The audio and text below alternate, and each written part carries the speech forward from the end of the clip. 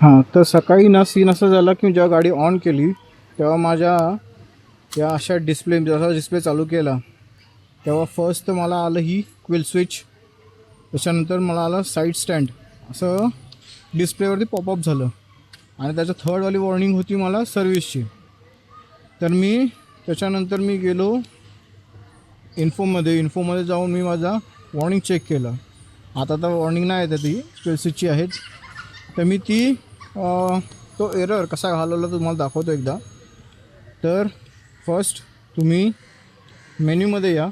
मेन्यूमध्ये आल्यानंतर एकदम लास्टवाला ऑप्शन आहे सेटिंगमध्ये, त्याच्यामध्ये यायचं आहे आणि अप आणि डाऊन ही दोन्ही बटणं आहेत ती एकसाथ प्रेस करून ठेवायची.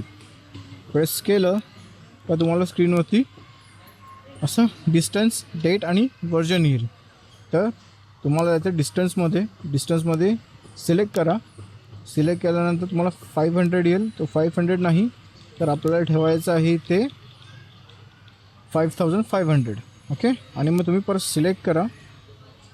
सिलेक्ट केलं का मागे या आणि तेव्हा तुम्ही इन्फोमध्ये परत जा. इन्फोमध्ये गेलात का अगेन वॉर्निंगमध्ये आणि तुमचा तो इश्यू जो आहे सर्व्हिसचा आलेला एरर तो निघून जाईल. तर तुम्ही अशाप्रमाणे तो एरर घालवू शकता. इन केस कधी आलात तर फालतूपणा करून अशी चाळे करत जाऊ नका. ओके. इन्फॉर्मेशन चांगली वाटली असेल तर लाईक, शेअर आणि फॉलो करा. बाय.